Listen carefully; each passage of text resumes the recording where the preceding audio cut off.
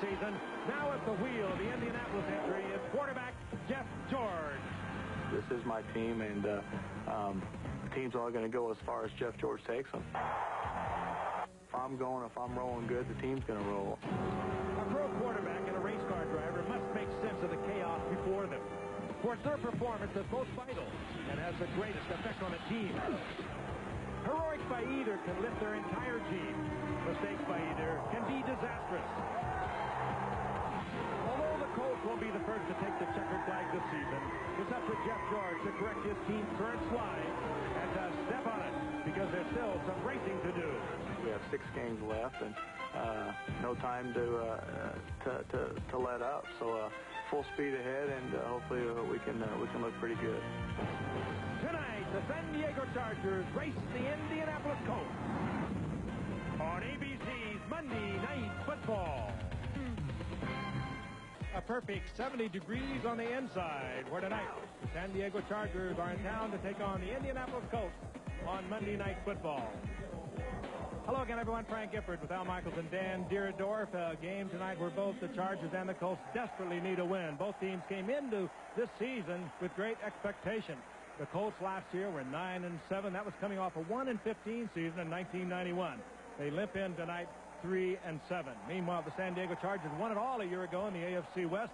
They were 11-5 a year ago. They beat Kansas City in the playoffs before losing to Miami. They got off to a very tough start this year. They are 4-6. But Al, when you talk to the Charger players and their coaches, you get the sense that they feel they can still make a run for it. And they had those 2 streaks of a year ago, 11 out of the last 12, and they won 7 in a row to finish. Maybe they can. They do. And Frank, a lot of people thought this team was good enough to get to the Super Bowl. Right now they're fighting for their postseason lives.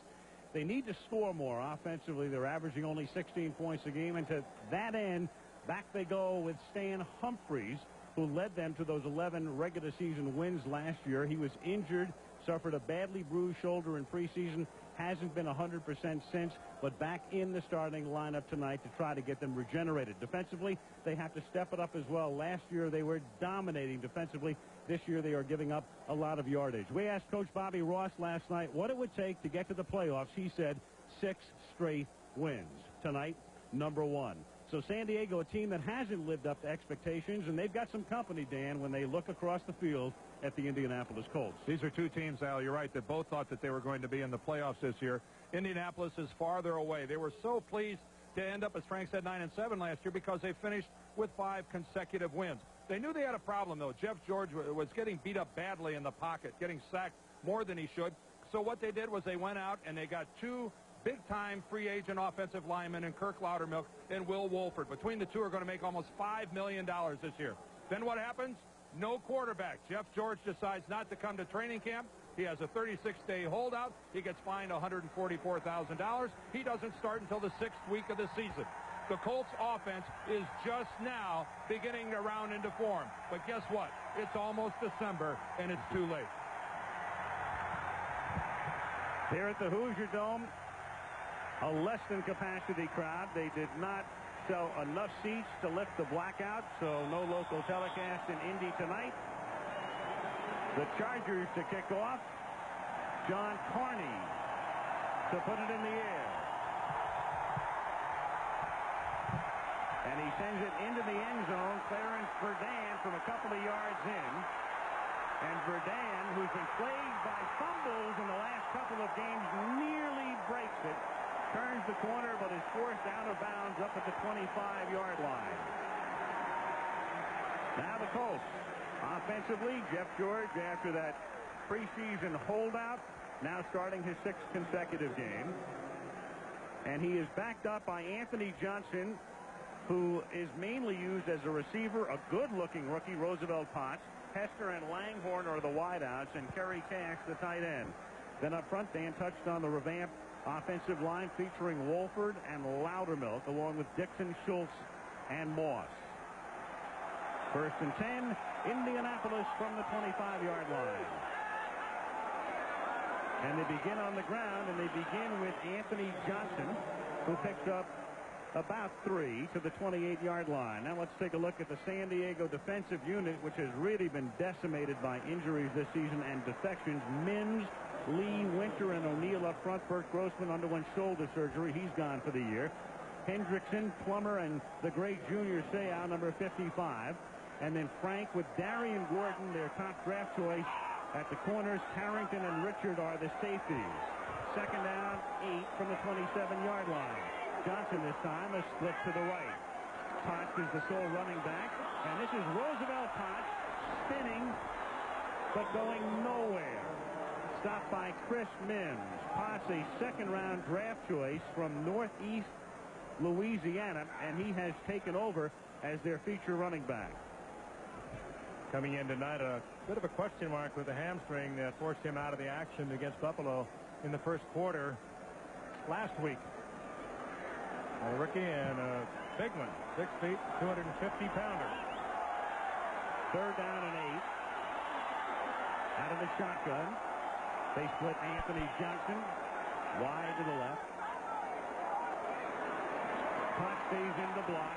George throws. Pass is made up at the 39-yard line by Jesse Hester. And every time you begin to wonder about Jeff George and how much talent he has, take a look at a pass like that. Zip right there. I've talked to a couple different personnel people around the league, and when you talk about Jeff George and strictly throwing the football, the only other name you hear mentioned is Dan Marino. The release, the velocity, the ability to throw that deep out like we just saw right there. This is a unique and rare talent in Jeff George. It's just that he's not the total package yet. There still seems to be a few things missing, but those things, a lot of people think more often than not are between the ears.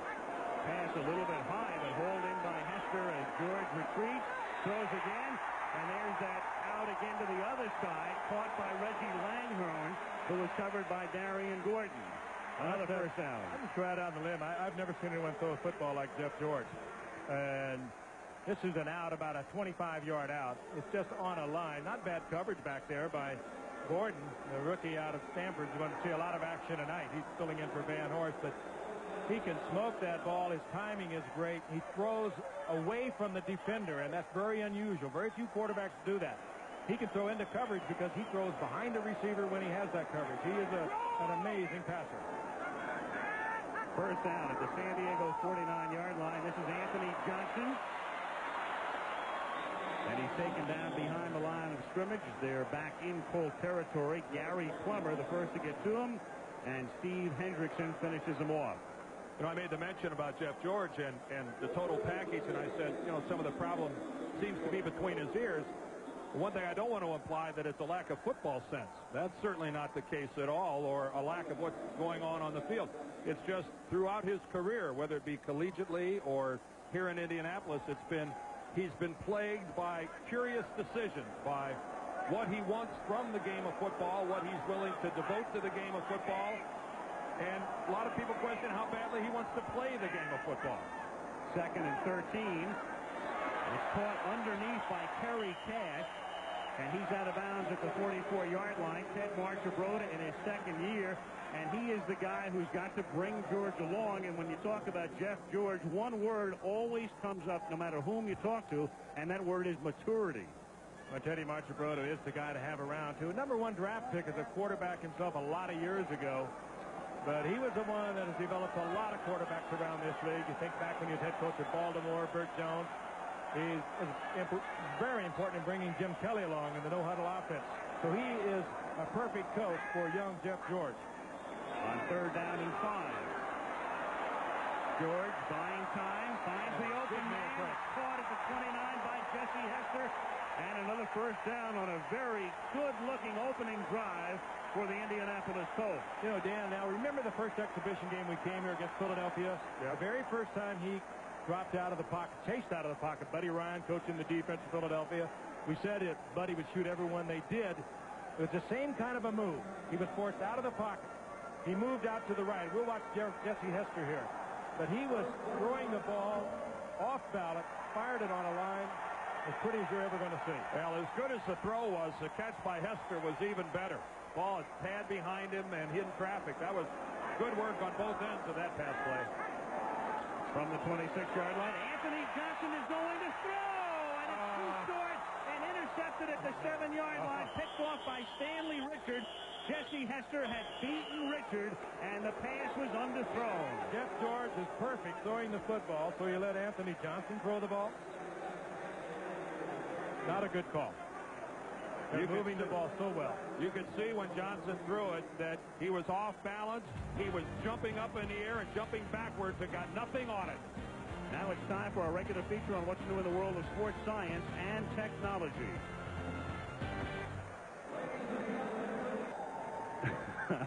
Well, it is the Hoosier Dome, and now we see a lot more domes there. The skull caps aren't nearly as scary as the masks were, though, back in Halloween of '88. I'd rather look at the bald heads than 20,000 of each of us staring back at us. That was eerie. Might set a new fashion precedent. Who knows? I don't think so. Let's take a look at the San Diego Chargers. Stan Humphries, hurt in preseason, as we mentioned, started the first 4 regular season games. Has been coming off the bench, and now starting tonight. They start from the 2-yard line, off the play fake, a ton of time, and then he drops it off underneath from Marion Butts, and the big running back takes it out to the 15 for a gain of 13 yards.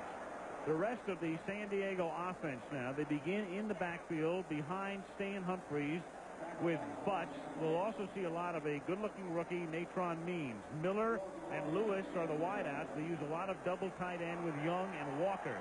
Swain, Zandowski, Hall, Capuzzo, and the longtime New Orleans veteran Brock up front. They've been decimated along the offensive line this year.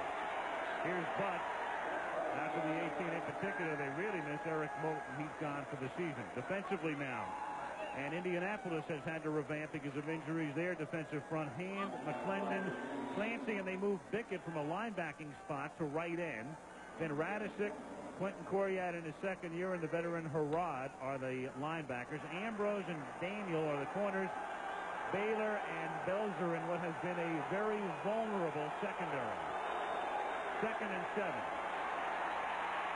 Humphries, chase, throws, incomplete, threw it behind Marion Butts, his new favorite receiver. I think McClendon might have got a piece of that. Every one of the front 4 now of Indianapolis is playing a different position. By putting Bickett at an end, every other guy up there has adjusted. There's McClendon, 95. Let's see if he doesn't get a right hand on the ball. He sure does right there. But they put Bickett down from a linebacker. He goes to a defensive end. Hand switches defensive ends. Clancy moves inside. An entirely different look here for the Colts. 3rd and 7. Humphries stepping up, throws. It's deflected and caught by Miller as San Diego gets a big break. Nate Lewis was the intended receiver. He deflected it, and Miller winds up with a reception. It's a 30-yard gain out to the Charger 49-yard line. Humphrey steps back into the pocket. There's a deflection right off the hand of Nate Lewis and right into the hands of Anthony Miller, and this came dangerously close to a 6-pointer. Miller can't fly. Once was a day in the National Football League. That would have been an illegal play, but the rule was changed a number of years ago. Miller with a 52 catches leads the team, and Humphries airs it out and throws it out of bounds. Good coverage. Miller, the intended receiver, and Chris Good was right there with him step for step. Perfect coverage by Good. Absolutely perfect. And if you're going to pick one receiver to run with, it's got to be Anthony Miller. He is the go-to guy. Look how far Good is playing off. This was obviously with that coverage Good was going to play, not the pass route, the call. Something along the lines of a 7-yard curl might have been the right pattern. I think that was get their attention. Well, that won't tighten Good up, that's for sure. 2nd and 10, no score, 8:26 left in the opening quarter. Humphries deep drop, throws it out, and is lucky that one wasn't picked off. Eugene Daniel drew a bead on it as he broke in front of Johnny Barnes, and I think he was thinking about the end zone. Good look at the different velocity of Stan Humphries trying to throw that out as compared to Jeff George. And it gave Eugene Daniel a chance to close on the ball hanging up there. Daniels with a good play defensively. 3rd and 10, Bobby Ross in his second year. His team going up against the Colts, who are last in the league defensively. 3rd and 10. That means they've given up more yards than any other team in the league. And the pass is underthrown, intended for Nate Lewis. 4th down. John Kidd, the punt. The line of scrimmage is the 49. Clarence Verdun, no stranger to the Pro Bowl, but who's been plagued by fumbles in recent weeks, back to receive. Verdun's going to let it go, and it bounces into the end zone, and the Colts will begin their next drive from the 20-yard line. 51 gross, 31 net, 8:09 to go. No score, first quarter. Colts have it. Their second drive. Their first ended on an interception after a very promising beginning. This is Potts, and Frank had mentioned that he'd been bothered with a hamstring pull. Potts, in fact, did not practice all week, but he's responded, and here he is.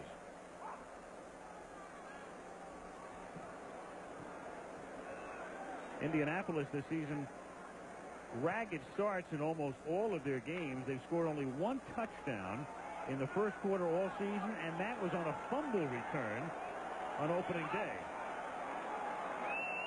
2nd and 8 from the 22-yard line. Out of a double tight end set, the fake to Potts.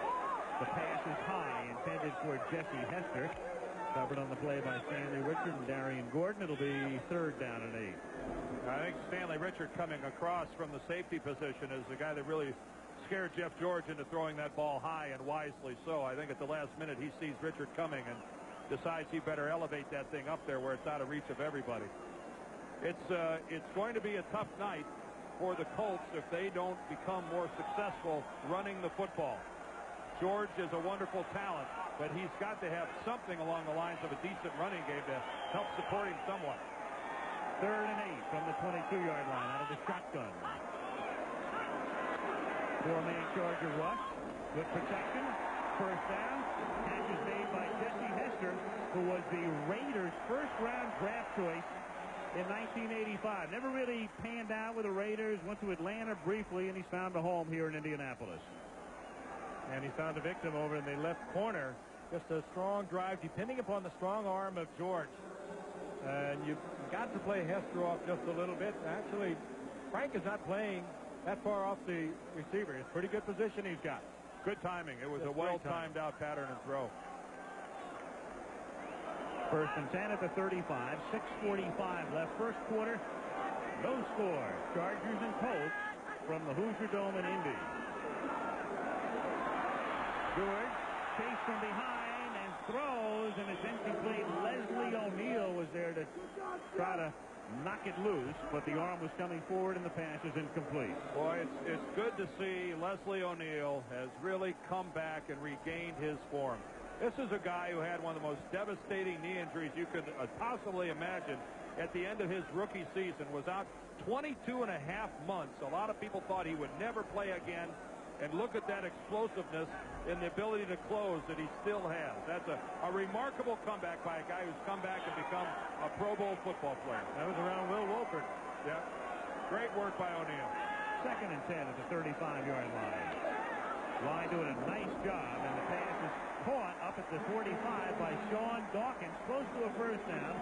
Dawkins, a rookie from California, and they think eventually he can be something very special. He's big. He's 6'4", 213. He is a rookie and a spectacular one. Teddy Marchibroda and I were talking about it before the game, and they do expect wonderful things from him. He has 4.5 speed. He had tough sledding earlier in the year, particularly against Washington in a game that Indianapolis, frankly, could have won if he hadn't dropped 3 footballs in that particular game. Well, we touched on his size, and that's where the game is going. The Michael Irvins of the world, the big, tall, physical receivers. And at 6'4", 213, Dawkins has it all in that respect. He'll be able to muscle up with any quarterback he feels like. Anthony Johnson needs the attention on the Colts bench. His spot taken by Rodney Culver. Split back formation here. 1st and 10. Up at the 45-yard line, and they give it to Culver, who escapes what would have been a 7-yard loss and brings it back to the line of scrimmage where Darian Gordon, the rookie from Stanford, comes up to take care of him after a missed tackle by Leslie O'Neal. I'm not the official statistician. We'll look it up, but Bill Arnsparger there's defense is doing a great job against the Colts in their running game. They are doing absolutely nothing to help out their passing game. Leslie O'Neal almost makes the play on this one, reads it, but Culver gets around the corner. But what's he get? He gets maybe 2 inches on the play. And again, the Colts are forced into a second and long situation. 2nd and 10 at the 45. No score. 5:05 left in the first quarter. George, time to set up, and has that one nearly intercepted by Junior Seau. He threw into a lot of traffic, intended for Jesse Hester. It'll be 3rd and 9. George holds the ball in a rather peculiar way. Maybe we can get a shot of it a little later on. He holds the ball like a Hall of Fame quarterback Terry Bradshaw, the back of the football, and treats it almost like a baseball. We'll get a good look at it there. Director Craig Janup, I'm sure, will find one. This one he threw behind the defensive back. He has a great sense of where he is putting the football. An amazing sense, I think. 3rd and 9. The Colts are 3 for 3 on 3rd down tonight. Pressure from O'Neal. He feels it. He steps up and he slides the hole, but short of the first down. He slides down at the San Diego 49, and that provokes the chorus of boos. Well, I don't know if they're booing the passing game or booing the fact that O'Neal gets by Wolford and flushes George out of the pocket. You see the hand fighting. That is just an explosive upfield rush and around the corner move by O'Neal, almost the way that Bruce Smith looks like when he goes around that corner. I think they're booing the fact that George didn't get the first down, that he slid a little too early. He was very wise. He'll live to fight another day. Yes. He might have been spreading it around. You're right. On start, punts, and angles in, and it bounces straight up in the air and is down at the 4-yard line. Ray Buchanan downs it there. Chargers start deep in their own territory. 4:12 left in the first.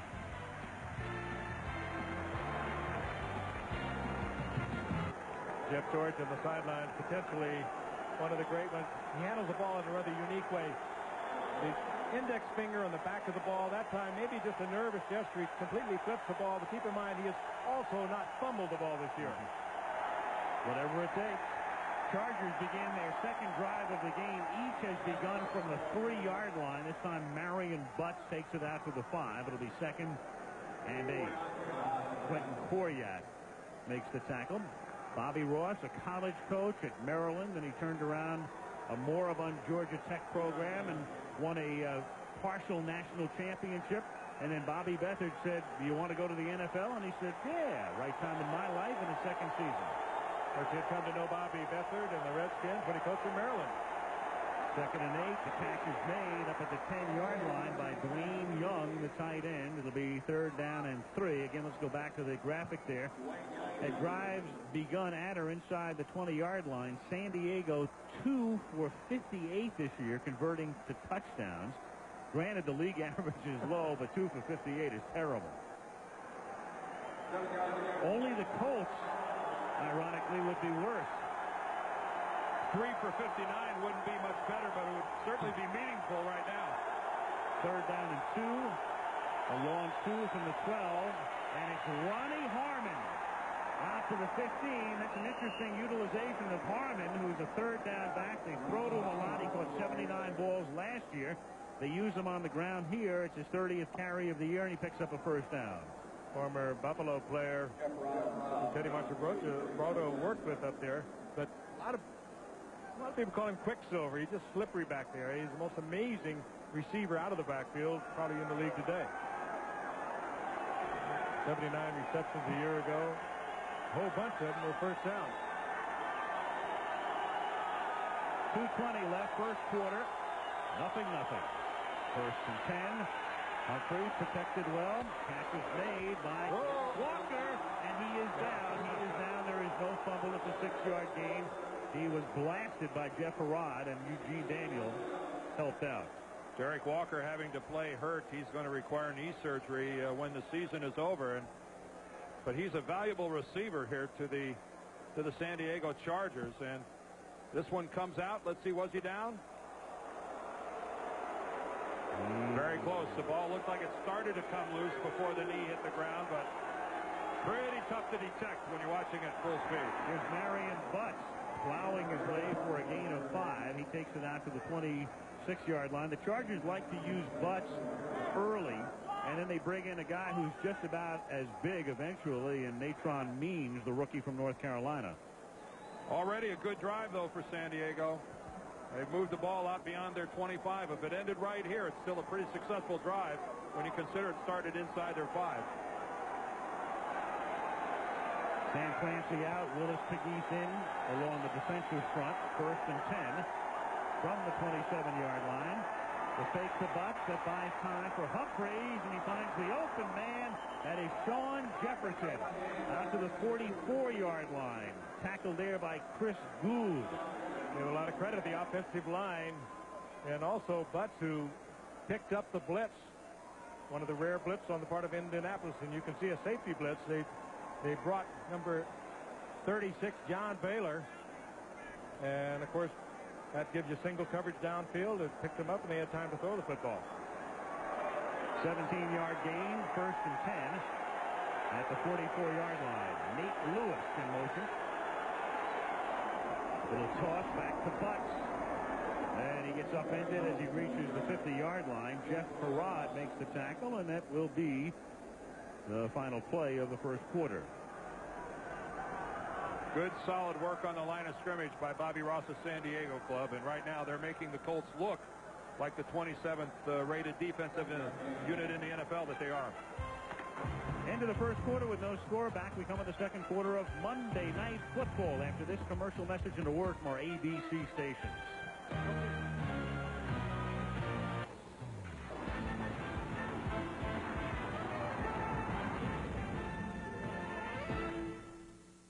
This one even worse than the one he sustained his rookie year, and he has a long road back. And on 2nd and 3, as we start the second quarter, the catch is made by Anthony Miller, who got position on Eugene Daniel, and that will be a first down. Good read, too, by Stan Humphreys. He got the single coverage you wanted, Miller against Daniel. First quarter stats. Teams moving up and down the field, but nothing on the board. 94 total yards for San Diego, 79 for Indy. But you notice rushing only 7 yards for the Colts. That must get better. First minute of play, second quarter. Al Michaels, Frank Gifford, Dan Dierdorf at the Hoosier Dome. Chargers and Colts is scoreless. And first down, Humphreys going deep, and the catch is made by Sean Jefferson for a touchdown. Magnificent. Daniel trying to cover him man for man. The touchdown was magnificent. The drive even better. 95 plus. Boy, and what a well-thrown football by Stan Humphreys. That ball taken right in stride by the speedy Jefferson. Good protection. It began right there, and he let it go early, hung it up high. Jefferson had blown by Eugene Daniel, and great concentration to look it into the hands, because Daniel did get a paw in there. He did. Looked like he even had a hand on the football, didn't it?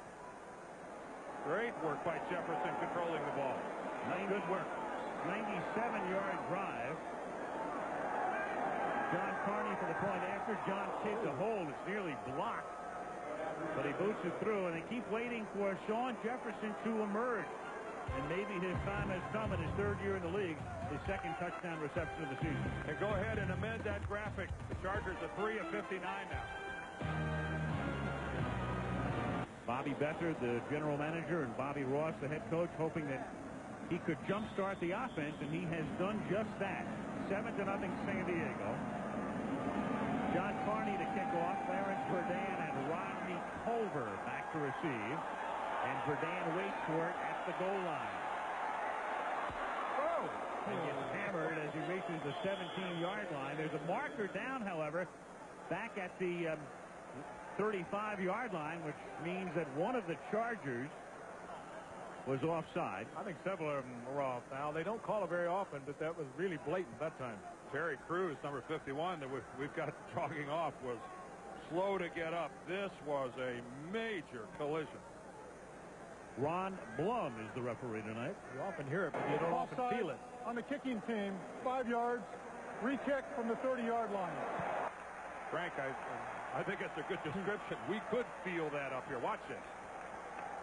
Dan only goes 160 pounds. Oh, and then Cruz, unfortunately, got it on the helmet from one of his own teammates.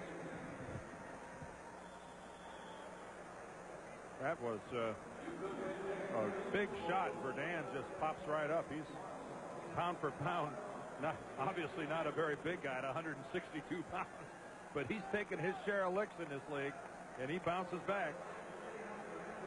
You wonder, I can't conceive of being 162 pounds and flying up the field with guys running just as fast coming at you. There's Cruz, who weighs 245. You got an arm that weighs 162. Yeah, really, how do you summon the courage to do that at 162 pounds?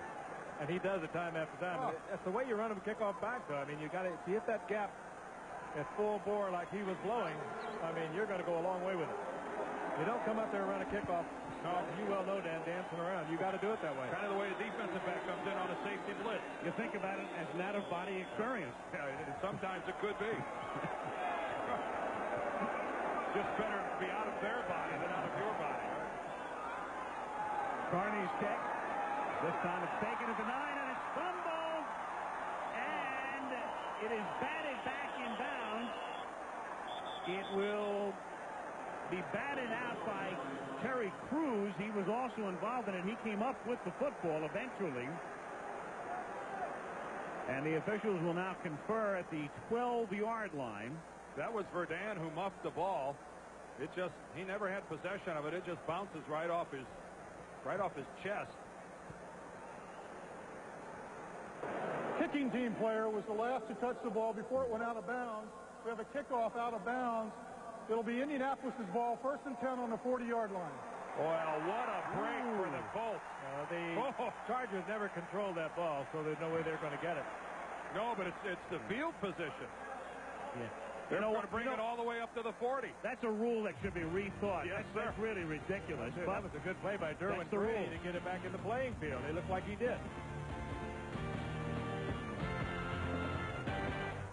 Ball is out of bounds. Pope gets it back in bounds, so that ball never should have been ruled out of bounds. Right, exactly. Recovered by San Diego. In days of yore with replay, it would have been San Diego's ball inside the 10-yard line.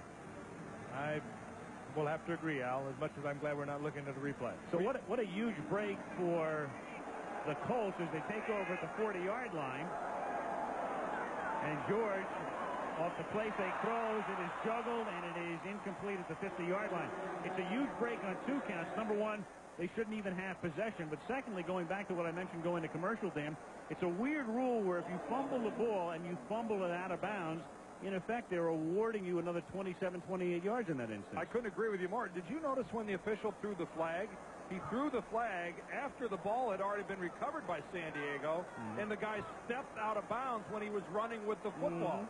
That's when the flag was thrown. That was kind of a bizarre timing of the throwing of the flag. 2nd down and 10 at the 40-yard line. And the catch is made. There's a quick out to Jesse Hester, throwing it right on a string. Now, let's go back and take it. Here's what I'm talking about. All right, here's Pope. He swats the ball back. All right. Now, Terry Cruz, who's going to come in 51, he gets the ball, and right here he gets up, and he steps out. Here comes the flag. All right, it looked like he was reaching for the flag earlier. All right, the flag did come out late, but it did look like the official was kind of struggling to get it out of his belt. Well, a botched call, as it turned out. On a pickup here by Rodney Culver of 5, he takes it from the 47 down to the 42-yard line. It looks like Clarence has a shaving problem coming up this week. Yes. Did that happen on that kickoff return, the first one? It could very well have. Boy, and that's Frank. You've been there. That's one of those spots that you get it there, and it doesn't go away. It'll be the end of January till that heals up. You just don't smile the rest of the year. He'll have a goatee the next time we see him. 2nd and 6 at the 44. Early second quarter. Chargers leading 7-0.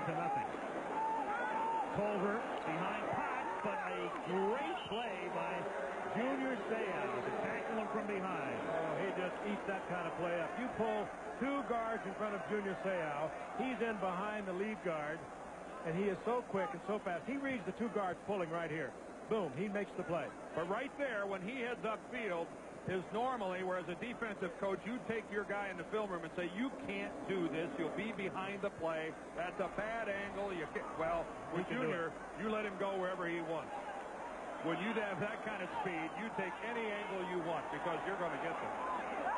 3rd and 10, back at the San Diego 48-yard line, and is moving on the right side. And the right tackle moving for the tight end, perhaps, for the Colts. Could have been Kerry Cash. Yeah, it was Cash Al who popped up.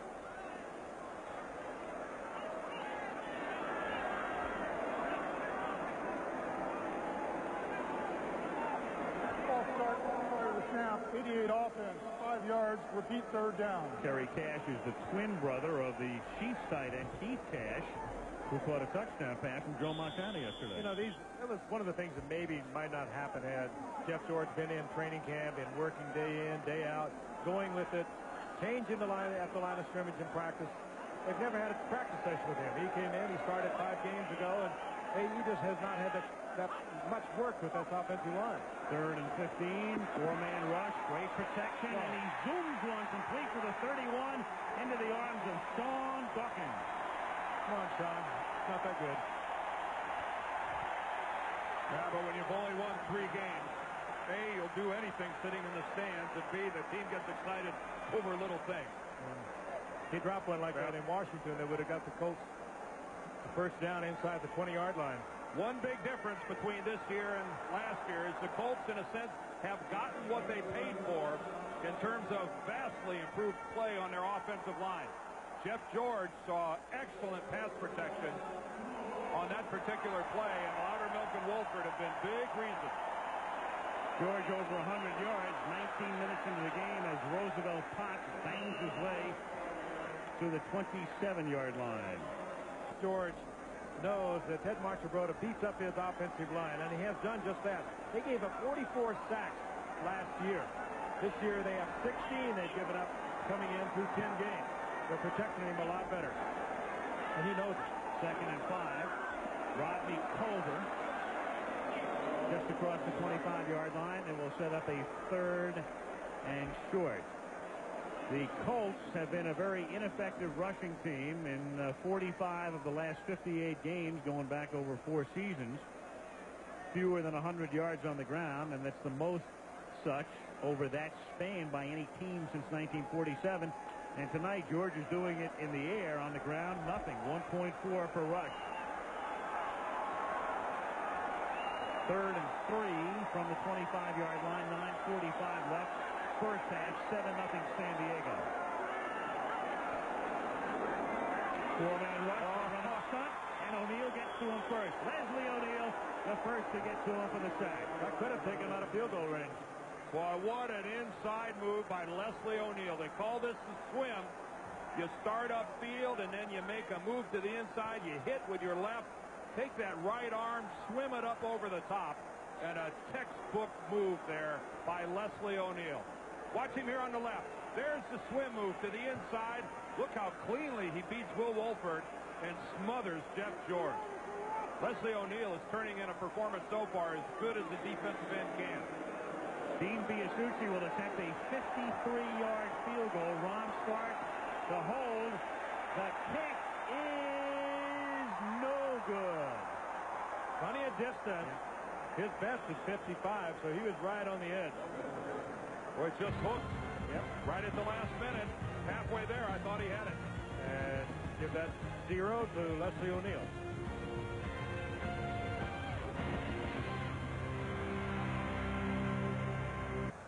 You did that at lunch today, didn't you? Yeah. Very well. Read that a number of years ago. I think it's right. I've heard it on Monday night. Yes. First down for San Diego from the 35-yard line as Humphreys throws, and it's caught at the 50-yard line by Anthony Miller.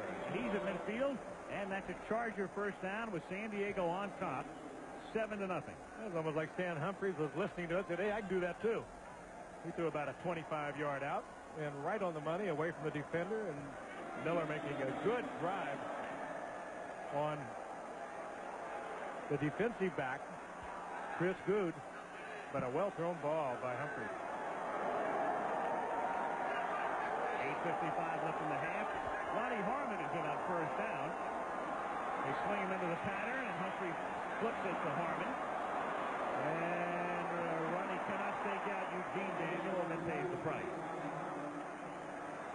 Well, next week we go to Irving, Texas, and this has turned into be one of the more interesting and intriguing games of the season. The Eagles got off to that great start, destroyed by injuries, but rebound with a win yesterday, 5-6, against the Cowboys, and all of a sudden now, after 2 straight losses and that amazing game against Miami on Thanksgiving Day, it's a critical game for Dallas. They're a game back of the Giants in the NFC East.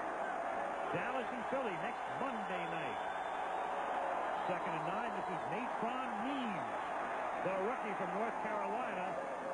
And Means gets it to the 43-yard line. Tackled there by Jason Belzer. The Giants go down and play Miami next week. Turned into some race. Great job by Danny Reeves. Certainly right up there in the voting for Coach of the Year. I don't think there's any question about that.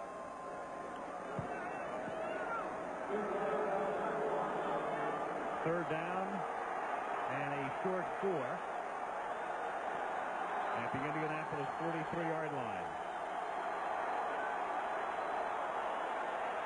Humphreys with a deep drop and throwing deep and too deep, intended for Sean Jefferson. Trying to split the zone, and pretty good read by Humphreys. He laid it up there, gave Jefferson a possibility, but he was not going to throw it into the crowd as Jefferson tried to split the 2 deep defensive Colts.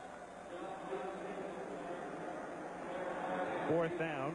Line of scrimmage is the Indy 43. John Kidd, his first punt tonight, went into the end zone. 51 gross, but only 31 net. Clarence Verdun is back to receive the kick. We'll see if Kidd can angle this one out of bounds. Going for the right corner. And it bounces at the 9. And it takes a good bounce for San Diego because they can down it at the 2-yard line. Indy is backed up. Well, San Diego's got 97 yards, and now we'll find out if Indy can go 98. The playoff hunt for the San Diego Chargers. They've lost a couple of excruciating games. If Humphreys can find hit the range, and he seems to be on his game tonight, that can make some difference with his team. Well, and it's not like we're not talking about a team that's not used to going on streaks. After the dismal start last year, they rebound and end up with, 11-5. So this is a football team that when Bobby Ross talks about winning the last 6, they did it last year, so they certainly know they could do it again. When you talk to them, they really believe it, too. And if you go 11 out of 12, as they did last year, beat Kansas City 17-0 before getting knocked out by Miami, they feel they can do this again. But this is a different team, particularly defensive. They lost both cornerbacks, Blaylock and Gilbert, and that has really hurt them defensively. Grossman is out of there now. This is a different defensive team than they were last year. They have to win tonight. There's no question about that. The next 2 games are at home. They play Denver and Green Bay back in San Diego. 2nd down and 9. Jeff George throws. The catch is made. It's a first down. The catch is made up at the 17-yard line by Reggie Langhorne. And Donald Frank couldn't have played it better. That ball was just thrown in there right at the belt buckle into Reggie Langhorne. Difficult ball to catch. George had a lot of smoke on it, but a fine completion. Well, here we go. Indianapolis inside their own 20, at or inside. There's only 1 for 48. We'll see if showing this graphic could bring them the same luck that it brought San Diego, and Ted Marchibroda certainly hopes so. 1st and 10 up at the 16-yard line.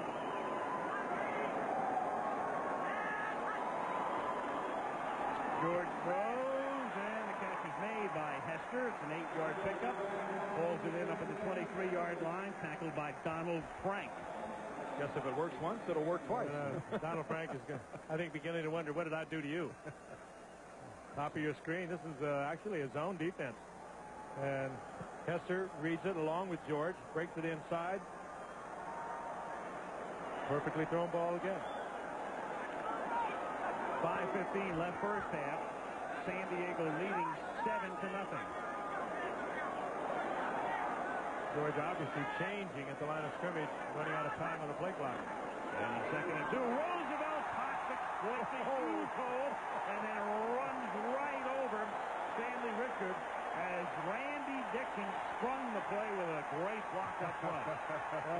Jeff George made a good change at the line of scrimmage. Huge opening, and Roosevelt Potts almost killed Stanley Richard. He just went up one side and down the other. I guess a running back reaches that point where you got to decide, am I going to run around this guy or run over him? You look at Potts. I am not going to run around this guy. Well, weren't they questioning that he was starting to run around him a lot more than he was running over? And all of a sudden he must have been listening to those questions because he just put his head down and barreled into Richard. A lot of open field, and he didn't try to take advantage of it. First and 10 from the 39-yard line. George throws. Nice catch is made on a pass thrown a little bit behind Jesse Hester, but he stays right with it. And right between two defenders, the two linebackers, and Jeff George, so much confidence in that arm. He just drilled it between two linebackers. He drilled it, but again, the ball was behind Hester. This is a fabulous catch by Hester. The ball's back behind him.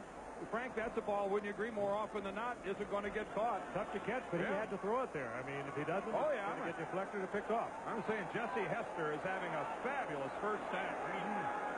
6 grabs, 6 of the 11 George completions. 2nd down and 1 at the 48-yard line. Nice play fake. He looked like Steve DeBerg on that one. And then it's batted away. Intended for Langhorne, a little bit underthrown. And Donald Frank is able to get an arm up. And that's where Donald Frank, who's been harassed all night, was able to get to it. That ball underthrown, and I know Jeff would like to have that one back. This one he could have laid up. And a short yardage, they were thinking run. You can just see how Langhorne has to slow down and let Donald Frank catch him. Still a good call. You got a 3rd and short. You're thinking you can get the first down. You've got to start at least putting the ball up deep once in a while. 3rd and a yard from the 48. This is Culver. Ooh, and he cannot pick it up. Good effort, though. Darren Carrington is there to stop along with Junior Seau. And in comes Ron Stark in the punting unit. This defense of San Diego that was ranked 2nd in the AFC a year ago, 4th overall in the NFL. After 10 games, was 23rd in the league. That's how different they were this year from last year. And that they are starting to play again like they did a year ago. Hustling everybody, trying to get on the football. And this is a good example of it. Blaze Winter, number 96, the defensive lineman for San Diego. He's the guy that botched that play for Indy. A lot of penetration. Ron Stark with the 4th highest career average in National Football League history. Fumbled at the 9-yard line by Darian Gordon. And somehow San Diego comes up with a football. I think Gordon was able to scratch it out of that. Jason Belzer was right there. It was muffed, but recovered. You caught a look at Chuck Prefer, the Chargers special teams coach. Darian Gordon recovering his own fumble and keeping the ball for San Diego.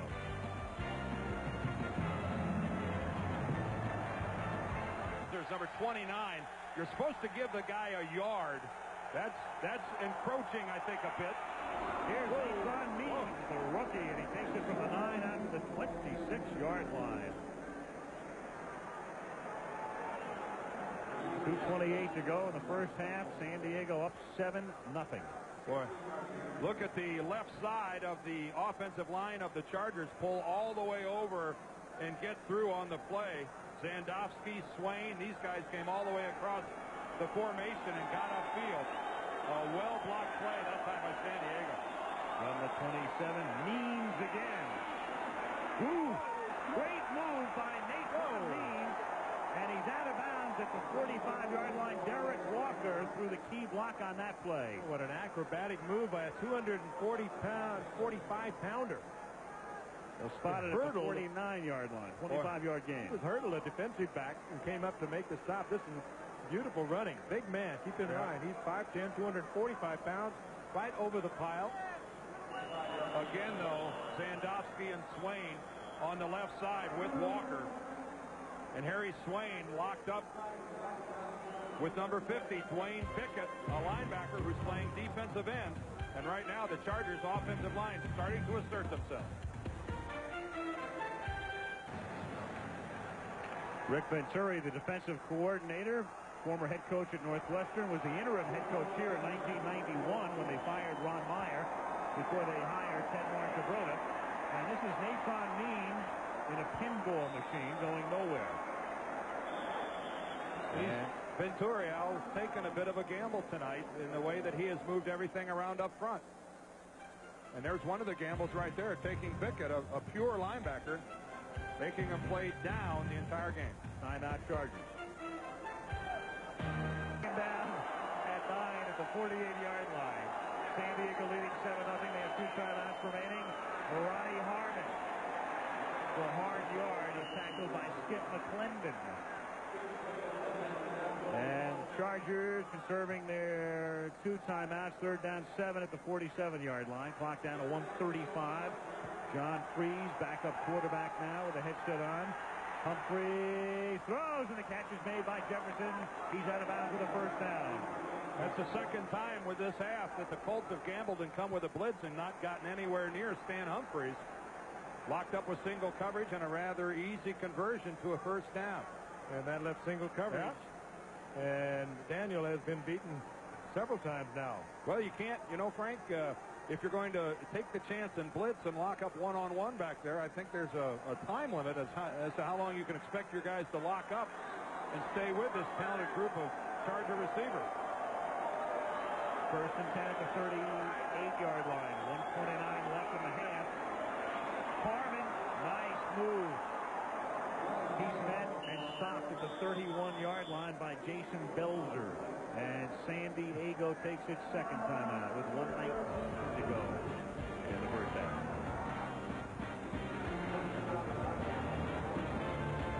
Times for great blocks. That last play you saw break around the left side was because he just collapsed the interior of the Colts defensive line. He's having an all-world 1st half.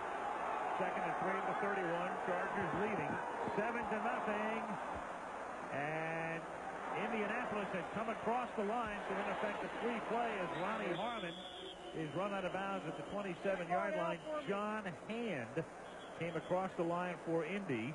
Sean Jefferson, meanwhile, is limping as he comes off, the wide receiver. And we'll pick up more yardage and the 1st down on the penalty.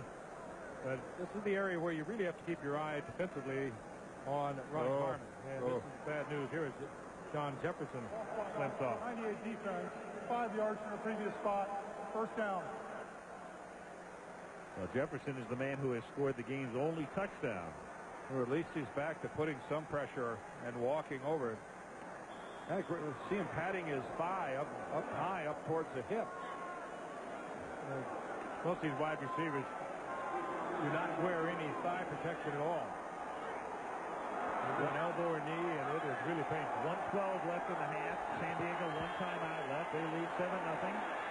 Humphries rolling and pumping and throwing and out of bounds. Threw it away under pressure. 2nd down. There's a good look at the rule. If you're outside the pocket, there doesn't have to be a receiver anywhere in the vicinity, and that was a good look. A year ago, that might have been called intentional grounding. Stan Humphries is free to just get rid of the football any way he chooses, and that's exactly what he does right there. And the defensive lineman might have a point. It really is tough on them. They put in a great effort. That would have been either throwing the ball away a year ago or a sack. Well, I guess the question you have to ask yourself, and it's a point well made, Frank, but is the quarterback are they keeping alive? Do you want to see these guys playing in December? 2nd and 10. Humphrey throws over the middle. The catch is made by Johnny Barnes. He's inside the 10. He takes it to the 8-yard line. They have 1 timeout remaining. They'll conserve it here. It's 1st and goal. Barnes very quick across the middle, and then realizing where he was, put the head down, got inside the 10. He's caught only 5 balls all season coming in. Humphries, good protection, throws a fade into the end zone too far, intended for Anthony Miller. It's been a quiet 1st half for Anthony Miller. Not a lot going on for a guy coming in with 51 catches on the season and one of the truly gifted receivers in the NFL. He is pretty easy to take away in the sense he is their deep man. Right off the fingertips, I think he would have been out of the end zone had he even caught it. But he had more than a step on Buchanan. This drive started at the San Diego 10. They stacked the left side, and now from unstacked, Jefferson back in the game and in motion. And the catch is made by Nate Lewis with a touchdown.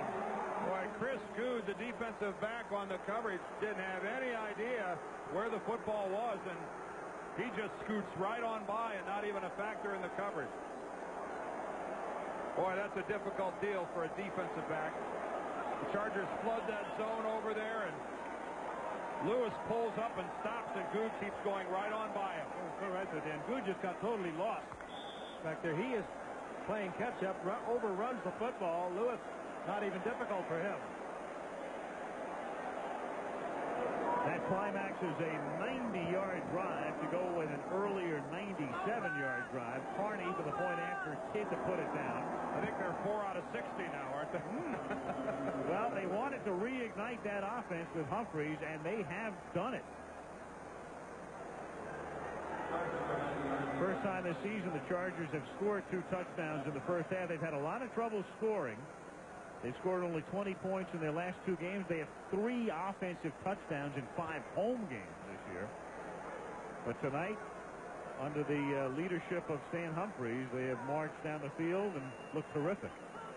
Stan Humphreys struggled with that bad shoulder earlier in the year. He was playing, but he wasn't effective. And finally, they just decided, we're going to let him get well.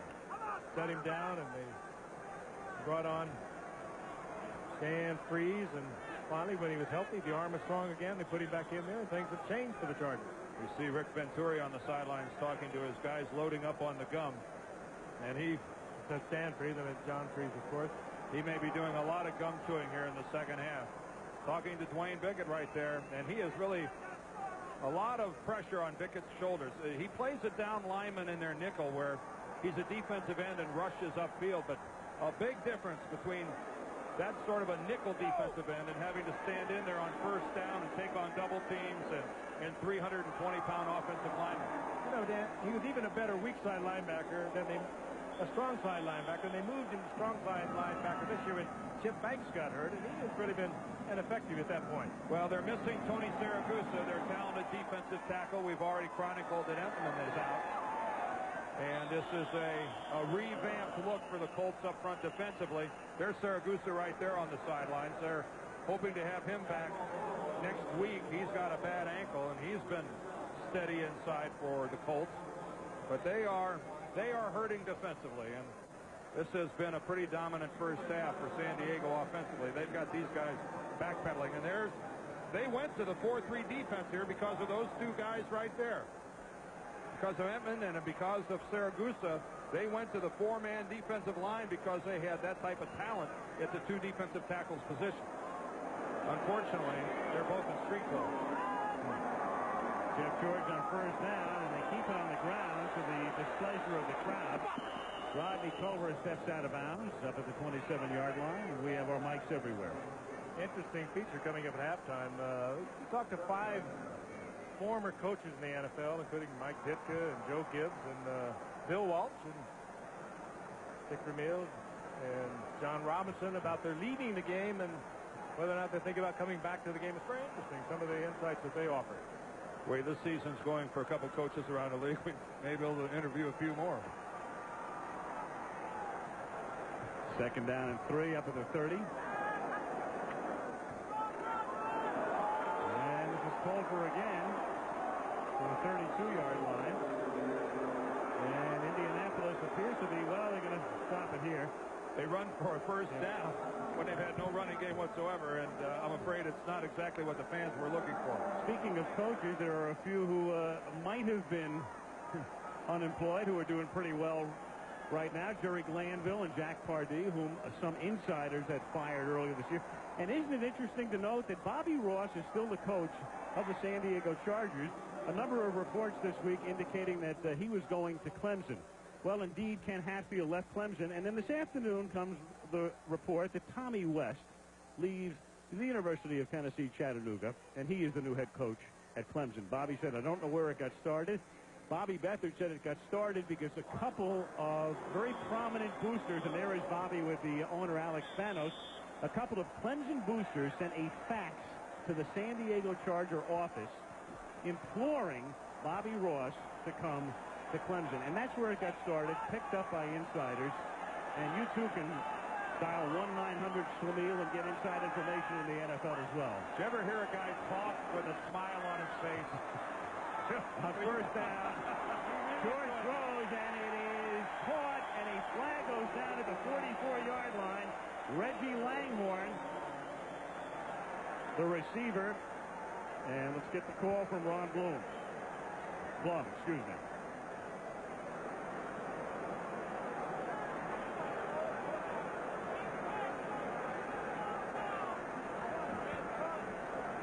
Well, there's 12 seconds on the clock as the interference call goes against the Chargers.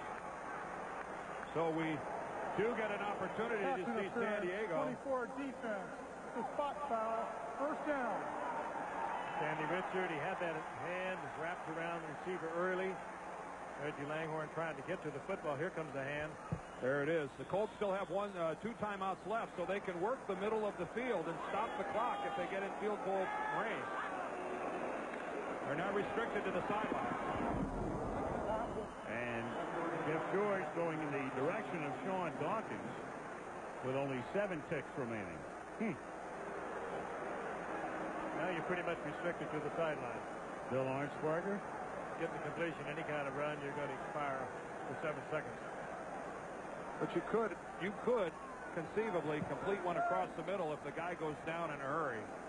If he was hit and goes right down and take the timeout. Well, we're going to hang 50-50. Hope for the penalty, I think, as the 3 wide receivers go out to the right. Arnsparger, great defensive coach, signals his defensive scheme. Get deep. Barring a defensive penalty, well, I was going to say last play of the half, and it only took 4 seconds. Time for one more play. I think the Colts erred by not working the middle of the field. The first time. Yeah, the first time. They really took, I think, the easy way in trying to throw to the sideline. They had plenty of time to complete something over the middle. George was hoping his receiver would break back into the inside, give him some kind of opening. San Diego not fooled at all as the Colts deploy the 3 wide receivers to the right and 1 to the left. George, after one-handing the snap, nothing but white shirts down there and out of bounds anyway. Into the half. George and the Colts leaving under a torrent of boos. B-O-O-S. 14-0. Back with halftime activities after this message from the National Football League and the word from our ABC station.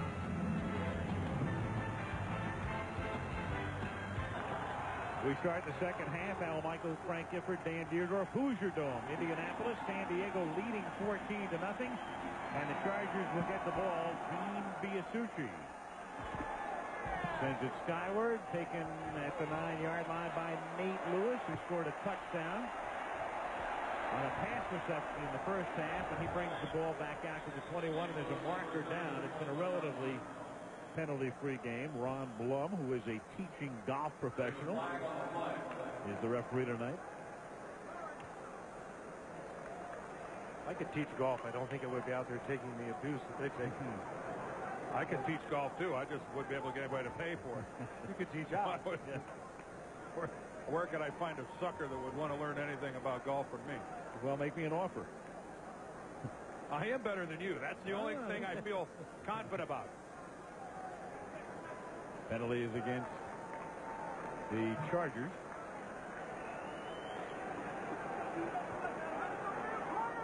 So they will begin deep in their own territory, but that's where they like to begin, the way things have been going tonight. Block in the back, above the waist.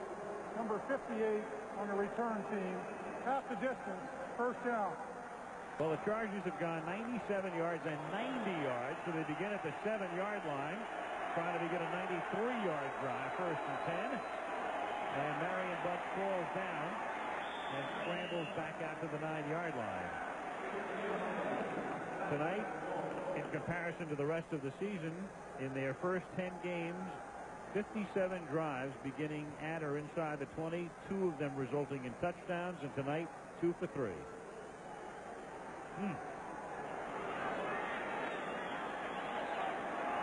Well, they hadn't played Indianapolis yet.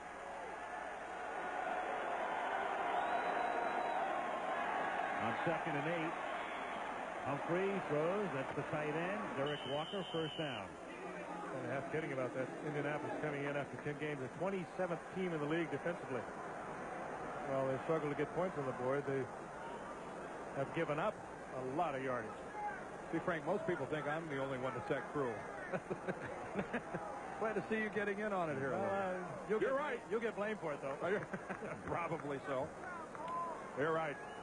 The Colts tonight have been pretty much on the run defensively. Humphreys has been sharp throwing, and the guys up front are dominating for the Chargers. 1st and 10, and here's Butch. He exploits another hole there. Not only are the Colts having trouble defensively, they are minus John Hand now. We understand Rick Venturi, the defensive coordinator, that the defensive end John Hand had an IV inserted at halftime, dehydration, and his return is questionable. And offensively, Anthony Johnson, there is John Hand, at least he's back out on the field. Anthony Johnson has a sprained ankle, the running back / receiver. Well, the one thing about dehydrating the way Hand did to get that IV is once you get the fluids back in, you feel better in a hurry. Here's Butts, and Marion Butts with a hurdle job and out to the 48-yard line. Might be his longest run of the season. He doesn't make very many coming in of a 16 yards. Last year he carried it 218 times, and his longest run was 22. But look at the blocking up front. Look at the way things are turned away. He hasn't been touched yet. That's the first time he gets touched all the way downfield by John Baylor. That was indeed his longest run of the season, 19 yards. I'd say he got about, 3-4 inches off the ground with that leap. Humphreys underneath finds Butts, but Butts is also found immediately as he is tackled as soon as he makes the catch by Quentin Coryat. Good look there at the second player taken in the draft, Coryat.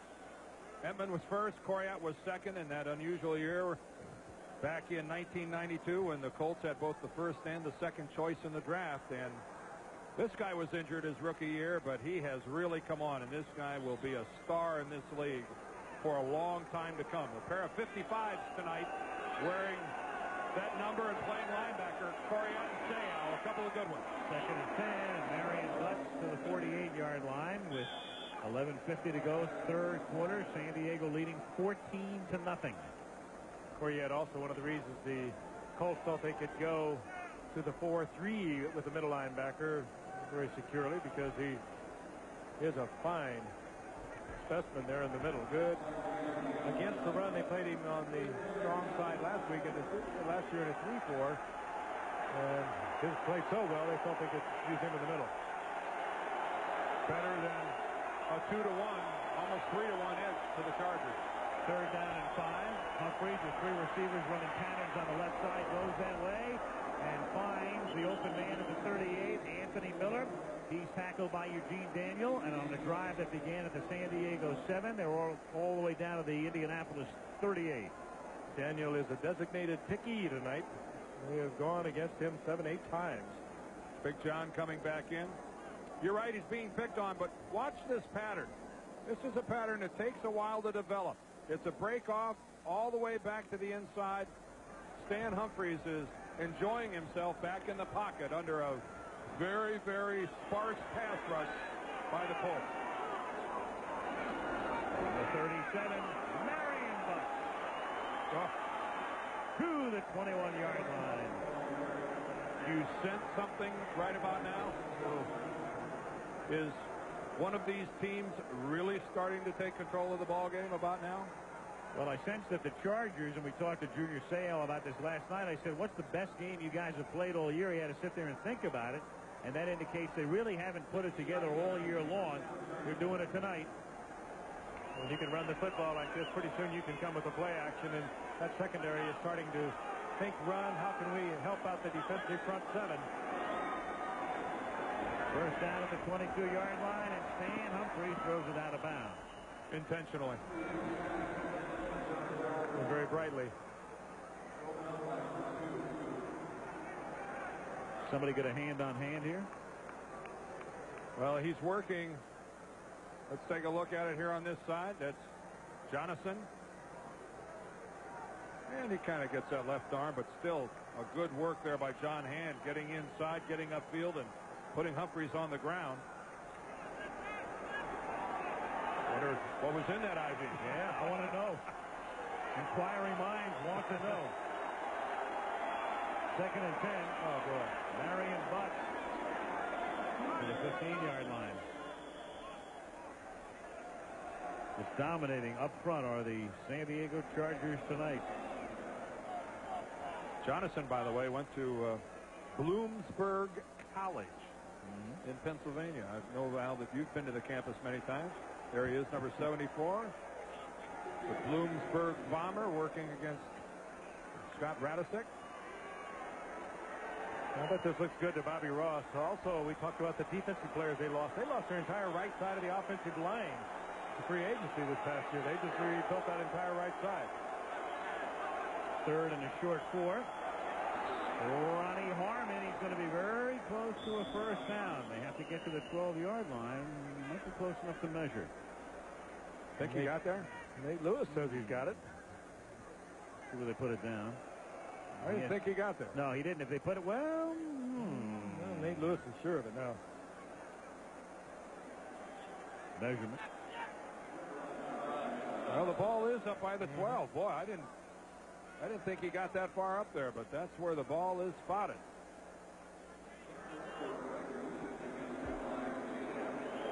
I think they're about to run out of chain here. They're teasing us. Ooh. Oh, they were hiding a little on it. Yeah. It looked taut. It wasn't. Couple of extra links. All the better for the drama. Well, they're going to go for it, it looks like. They will. Yeah. And why not? You're up by 14. You are controlling the line of scrimmage pretty effectively. This is a wonderful confidence builder for an offensive team. They bring the big rookie in, Natron Means. And they run him in as the tailback. They run Steve Hendrickson in there, the versatile one. He can play linebacker, special teams, or fullback. He's number 34, and he figures to lead the way if they hand the ball to Means. Oh, instead it's Humphries himself on a sneak. That depends on where they mark. Anybody's He did guess. surge forward with it. Quarterback sneaks in this league are not all that effective.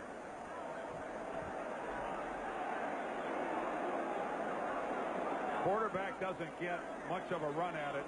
You're more dependent upon a beneficial spot by the officials when you run a quarterback sneak. Well, the ball's inside the 12. This will be tight. I don't think he got it. No. Nope.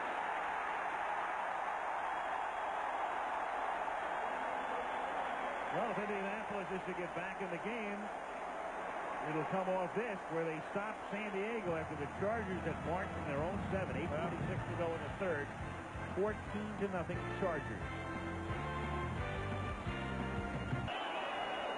Taking over at the 12, holding the Chargers on 4th and inches. Begin from there, down 14-0. Roosevelt Potts up to the 16-yard line. Two big bruising fullbacks, Butts and Potts, perfectly named. One in the upper 240s, the other one in the upper 250s. Not as unimaginative a running attack as you could come up with for the Colts, but they're trying to keep the Chargers pass rush at least a little bit honest. Second down and 6 from the 16-yard line. Jeff George. Incomplete. You know, we had talked about Jeff George, and again, the holdout. He said, and I had a chance to talk to him this morning about it, he said it was for personal reasons. It was nothing to do with the organization or the coaching staff. It wasn't a money thing. He said, I don't want to talk about the reasons right now because they would be a big distraction to this team. I will probably talk about them at the end of the season, is what he said. 3rd down and 6. George throws, and Jesse Hester can't make the catch, as Frank might have gotten a hand on it. Well, he did it now, but Jesse Hester has made some very difficult catches all night long. That was appeared to be right in the hand. And again, Jeff George able to throw across the body after being pressured out of the pocket. He did that about as well as you can expect anyone to do it. George is now 0 for his last 6, and 11 for 21 on the night. 3 and out for the Colts. And this is Ron Stark to punt. Line of scrimmage is the 16. Darian Gordon back to accept it.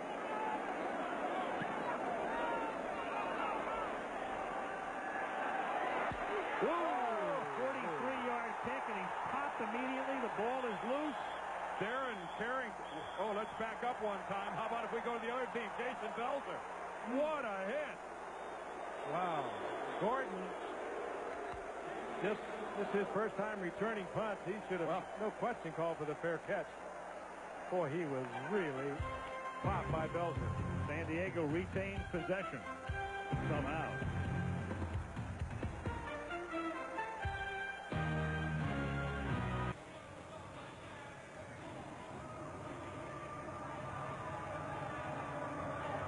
The big hit, but you could see that Gordon muffs the ball, and it was coming out before that shot by Belzer. And the Chargers very fortunate to recover that. Sean Van Horst recovered it. First down from the 38. Atron Means. And a good-looking rookie picks up 7. Takes it to the 45-yard line with 7:45 to go in the 3rd quarter. And look there at Darian Gordon, their top draft choice. Bobby Beathard loves to draft defensive players in the 1st round. You go back to his years at Washington as well as San Diego, and there he is. The last 5 years, he's taken players in the 1st round, haven't they all? Yep. Last time he drafted his top pick was a non-defensive player. It wasn't even an offensive player in the true sense. It was Chip Lowmiller, the kicker at Washington. They might be telling Gordon right now that they're in Indianapolis. He may not know. This is Means, and he's out to the 48, and I believe he has the first down with forward progress. He's done well with those picks on the 1st round. It's about Gordon. It was Junior Seau, Stanley Richard, Bert Grossman, Chris Mims. All have started, except for Grossman, who has now undergone shoulder surgery. There's Seau with the towel on his head. Absolutely the prototypical linebacker. Just physically perfect. On 1st down, Humphreys slings one complete for another big gain, this time to Johnny Barnes, a pickup of 21 yards. Well, keep in mind that Stan Humphreys came into tonight's game with the lowest quarterback rating in the league. This guy had a rating of something like 49, and that's because of the shoulder injury that he got in the final preseason game. He just couldn't effectively throw the ball early in the season, and we've been told that he is all the way back. And look at the way he is throwing the ball tonight. There is no question of that. Over 200 yards, as you see, a pair of touchdowns. And Stan Humphrey, his shoulder appears to me to be just fine. Means. Speaking of fine, he is running well tonight. Macron Means, the rookie out of North Carolina. You know, when Humphreys came in a year ago, they came in from Washington. Consequently, it wasn't all that tough a deal for him to get accustomed to the San Diego Charger offense, because the Charger offense, basically, Bobby Ross stayed with the system numerically that was brought in by Dan Henning, a former Washington Redskins coach. And so Humphreys, when he left the Redskins to come to the Chargers and John Freese went down, he just stepped in numerically. It was the same system he knew, and so it was an easy change for Stan Humphreys. At the 17-yard line, Means again to the 13-yard line. Atron Means, and they looked at him very closely in the draft. All general managers will tell you when in the 2nd round you got a guy available who they felt was a 1st rounder, they pick him. But in particular, when Rod Bernstein left to go to Denver, they knew they had a spot to fill in the backfield, and he figures to be the guy. And in fact, the way things are going right now, Means will clearly be the starter in '94, maybe before this season. He's a good looking back. I mean, he's only 21 years old, I think, and he'd still be a senior in college. This would be his senior year at North Carolina, and he wouldn't be a redshirt senior. This would have been his true senior year. Means escapes a would-be John Hand tackle, and then Dwayne Bickett is there.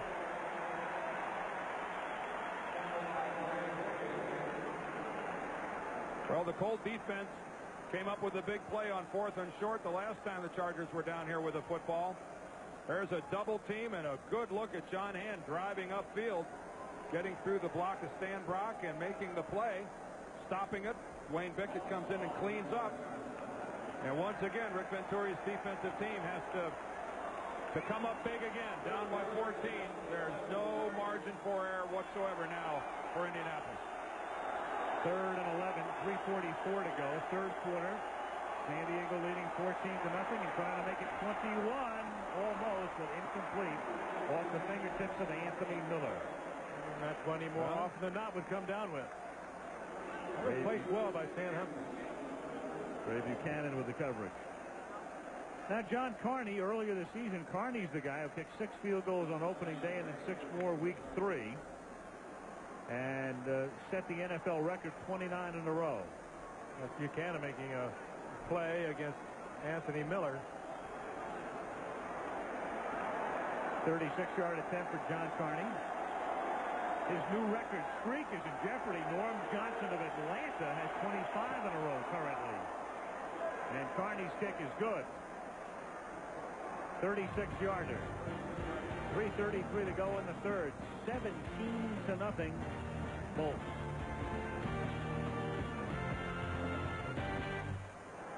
Coming in last in the league, and they've given up 17 points and a ton of yardage tonight. At least you can say the last 2 times that San Diego was deep, all they got out of it was 1 field goal. Carney's kick is taken at the 1-yard line by Clarence Verdun. He runs east and west. That worked out pretty good. Yeah. About a 45-yard run back laterally and 1 yard vertically. Stanley Richard wraps him up.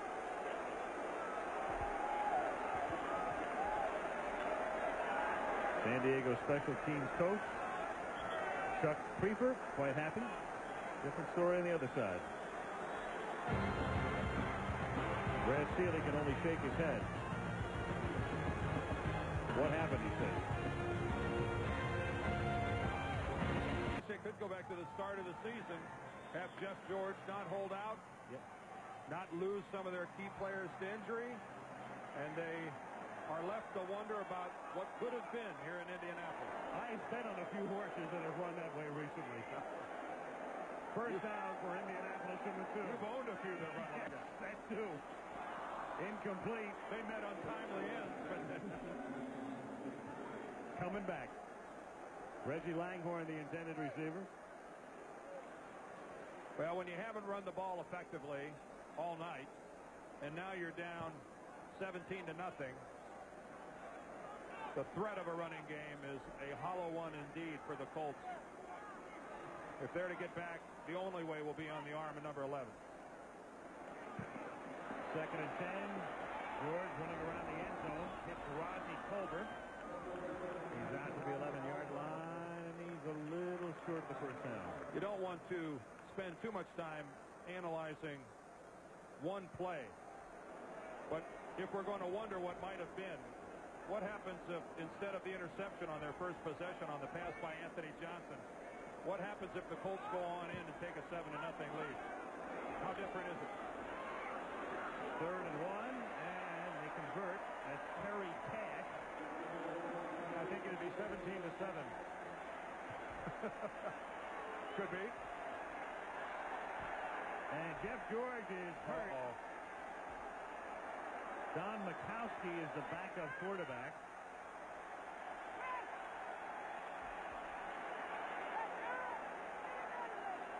And so Mikowski, the former Packer, begins to loosen up as Jeff George is on the turf.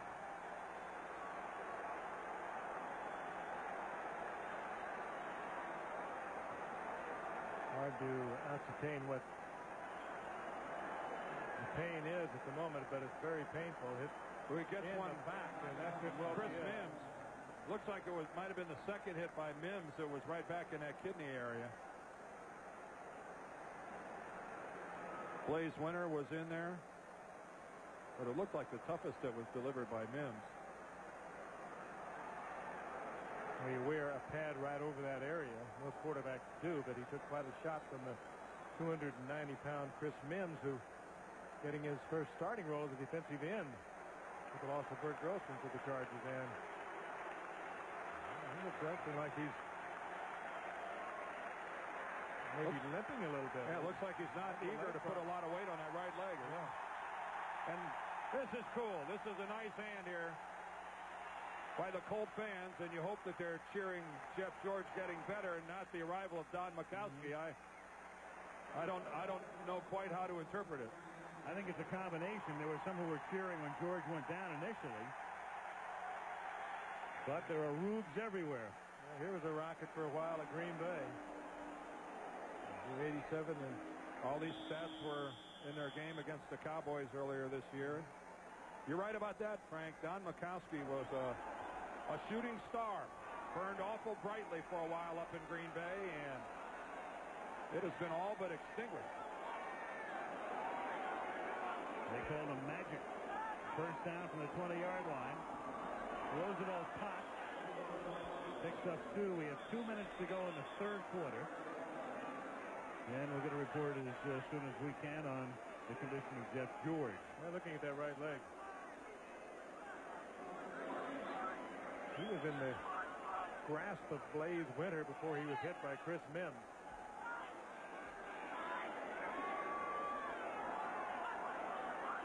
Mikowski, second down and 8. Throwing, and they indicated it is caught by Jesse Hester. It's going to be a personal foul, I think. Flag is down. Personal foul against Indy. Might be Kirk Loudermilk, the center.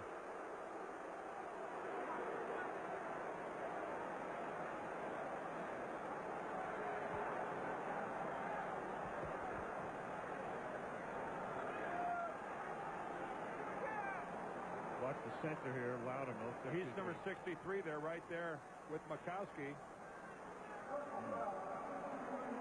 What the heck is that? Yeah. He goes back and starts pushing the helmet of one of the Chargers who was down on the ground. He didn't seem to throw a punch. The Charger on top of his teammate Zephyrus Moss. It's not smart to go back and accost somebody who's on the ground, but that's what happened. And once again, the Colts are in a big hole. Jeff George, we're being told, is a sprained right knee, and they're still trying to ascertain whether he'll be back. It's questionable right now. Third down 17. They run a draw at the pot. He fumbles the ball. And, well, that really sums up the night for the Colts. Chris Mims recovers it. I think Junior Seau might have knocked it out. Seau comes across, and I think he gets a left hand on the ball and breaks it loose. Well, that's when you're a big-time player, you're supposed to do stuff like this. And take a look. He'll move to his left. And, boy, it wasn't much of a hit to knock the ball away from Potts. Potts didn't have that ball very secure. It wasn't even intentional on the part of Seau. No. He just threw his arm out there, and the ball came loose. The Chargers leave their entire offensive team over on the sidelines, and then they trot out as a group, go right to the line of scrimmage and run a play, not giving the defense a chance to see what personnel are coming out. Well, that's pretty effective down inside the 10-yard line. Sure is. Saves any kind of defensive changes that you might get. First and goal. Marion Butts picks up 6, takes it to the 2. It'll be second and goal with a minute to go in the third quarter. And the Chargers, in very much a do-or-die game, are doing it. Trying to stay alive in that playoff hunt. They go back next week, and Bobby Ross's team plays their next 2 games at home against Denver and against Green Bay. Doesn't get any easier. They got Kansas City and Miami. We'll have that one for you on the 27th. George here trying to get limber on the Colts sideline. Second and goal. Bucks to the 1. Third down and goal. 25 ticks remaining in the third quarter. Coryat makes the tackle. Humphreys is heading for the Charger sideline. Looks like they'll be more than willing to run this at the start of the fourth quarter. That's exactly what they're going to do. They're going to let it tick down. And we'll begin the fourth quarter with the score. San Diego 17, Indianapolis nothing. Back with the fourth quarter of Monday Night Football after this from our ABC station.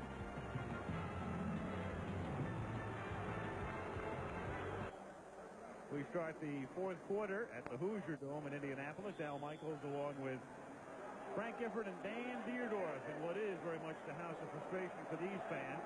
Their team down 17-0. Third and goal. San Diego from the 1-yard line. Humphreys gives the ball to Marion Butts, and he sails into the end zone for a touchdown. He couldn't even find anyone to run over that time. Butts having a big night. So they capitalize on the fumble by Roosevelt Potts. Butts scores.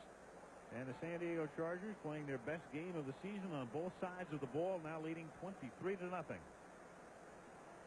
Big gaping hole as San Diego has started to completely dominate the line of scrimmage. Behind Stan Brock.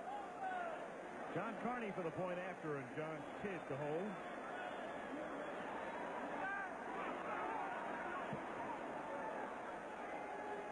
And the Chargers on their way to going 5-6, leading 24-0.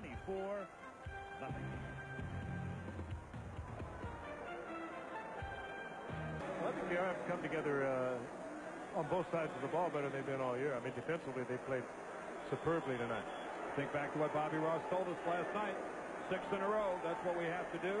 Well, after tonight, it's 5 in a row. And playing like this, and the way they did it last year, this team's capable of pulling it off. Carney's check is taken by Verdun. Clarence brings it back out to the 21, and a flag is thrown. Well, that'll be holding, I think, against number 81 of the Colts, Charles Arbuckle. He had a backup tight end, had a handful of Charger jersey.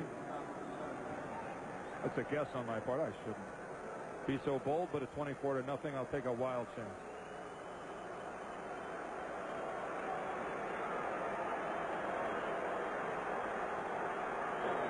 Holding 81 of the return team. 10 yards from the spot of the foul. First down. You are so precious. Even the blind hog will find an acorn every now and then. You're precious, too. Thanks. Timeout. Don't touch that dial. I didn't know you cared. I'm out of here. It's like saying... I guess Army is the home team, Yep. so... Well, tune in next week for Hardy and Laurel, would you? The middies and the cadets. We'll just... From the 9-yard line, here is the pass caught by Roosevelt Potts. And Jeff George back in the game after being shaken up. Well, Paul Tagliabue, the commissioner, is here. He will head to Chicago after the game. The new franchise will be named tomorrow. You know that the Panthers of Carolina are already in. And will it be Jacksonville? Will it be St. Louis? Will it be Baltimore? Will it be Memphis? Well, the answer will be known by this time tomorrow night as the catch is made over the middle by Jesse Hester. One team, and I'm telling you, Dan, we've talked to a lot of people today, and I don't know who the favorite is anymore. Oh, well, I think it goes without saying there isn't a favorite. I think it goes behind closed doors tomorrow, and it's a free-for-all. And I was talking to Alex Spanos, the owner of the Chargers, before the game, and he and I both were kind of expressing the same thought. It's a shame what's going to happen to the three cities who don't get a team, because it's going to be absolutely impossible to measure their frustration after having invested millions of dollars and years of community involvement and activity and come up without a team. It's going to be hard for those three cities, and I feel for it. Langhorne made the last catch for a first, and Alex Spanos is on the right there. expansion committee, so Yep. he goes to Chicago as well. Well, you know what's going to happen after one of the teams is named tomorrow. As this play is dead before its inception, it's pretty clear that if, let's say, Baltimore doesn't get a team in particular, They've already begun discussions and trying to entice the L.A. Rams to think about going east. The Cincinnati Bengals expressing their displeasure with the stadium situation at the moment. And the cities that don't wind up with a team are all of a sudden going to start making a few phone calls. 73 offense, 5 yards, repeat first down. And that is a concern to the owners of the NFL. They're well aware of that. There's Bob Irsay, the owner of the Indianapolis Colts, the team that's effectively run on a day-to-day basis by his son Jim. And you couldn't say that the other teams that are not picked will be designated down the line, and so they will have an option, so to speak. Well, it's one of the possibilities, Frank, they're talking about is it naming, saying that within a couple years after 95, 97 or 98, that will fumble. Randy Culver loses the ball, and Junior Seau picks it up, and he loses the football. And who's going to wind up with it? Cruz, I believe. Leslie O'Neal. Or is that Neil O'Neal? San Diego's going to get it. He's walking off with it.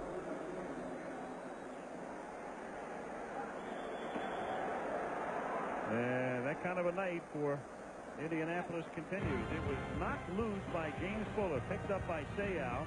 Oh, he tried to lateral it. By O'Neal. He threw it back to O'Neal.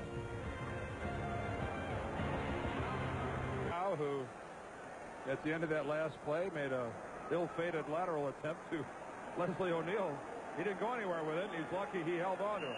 Eric Bieniemy carries for the first time tonight, picks up 5.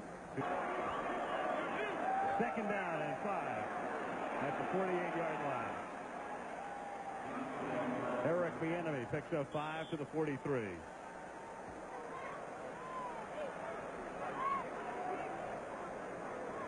That's a first down. And I want to make one last point while we're talking about the expansion process. One of the things that we've heard kicked around is that maybe tomorrow the NFL might make an announcement about future expansion, maybe even taking place before the end of this century. So maybe there will be some hope dangling out there for the 3 cities that come up short tomorrow. Ball is given to Bieniemy again. He takes it to the 39. Well, very low-scoring games this weekend. 14 games in the NFL. The winning team with 20 or fewer points in 10 of those games. If there are no more points scored in this game tonight, this would complete the lowest scoring weekend since 1970, the year of the merger. Total points per game right there at the moment, assuming no further scoring is done tonight, 27.2. Well, the question is, does a San Diego touchdown put it over 27.4? It would. It would go up to 388 with the extra point. And on an end around here, this is Nate Lewis. Whoa, it's some very nifty running on the part of Nate Lewis. All over the joint. All the flags are flying. Well, one thing about the low-scoring weekend, it's very easy to understand. Well, there's no issue we cover here that you're just not over it completely.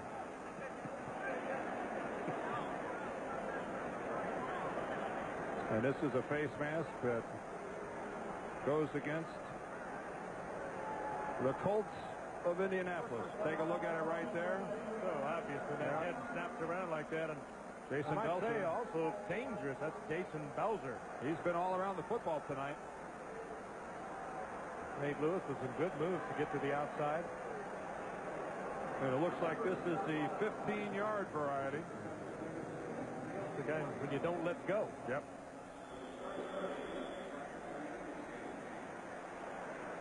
And those points are in danger.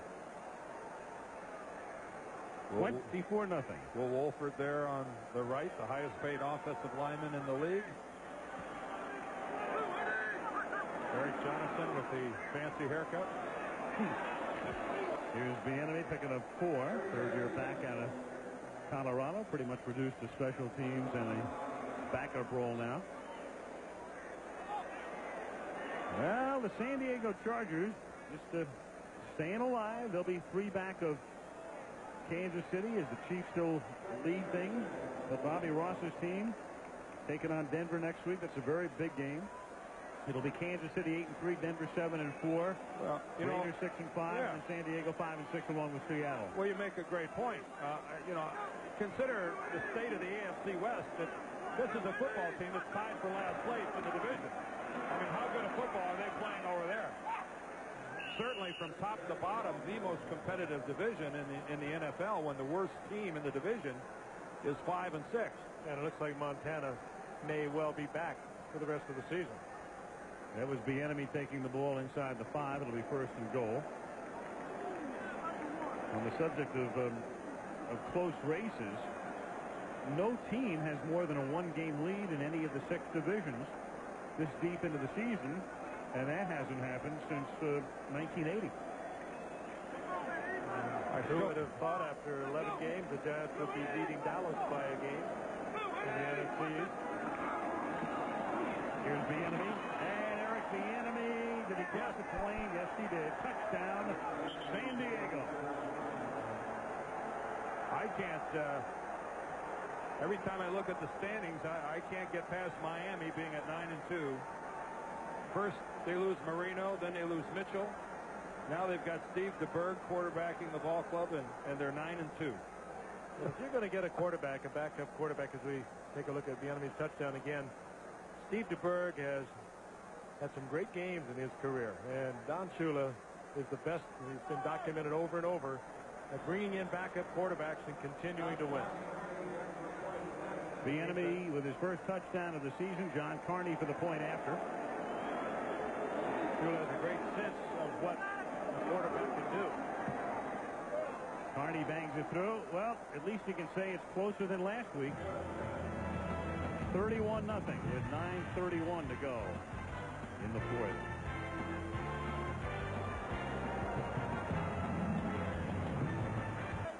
Mikowski is back in. George was shaken up, came back in for a series, and now they're not going to fool around. Risk further injuries. Down 31-0. Catch is made at the 29-yard line by Terry Cash. The average margin of victory in a Monday night game this year has been 16 points. So we have seen a few one-sided affairs. The rest of the league averaging an 11-point differential this season, which is above the norm. This might get us up to 17 points. Yes.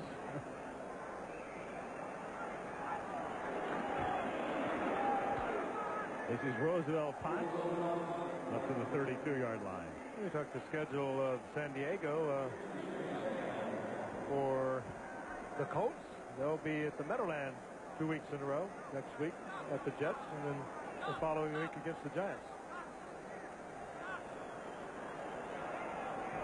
3rd down and 1 at the 33-yard line, and the draw, Roosevelt Potts takes it up to the 40-yard line.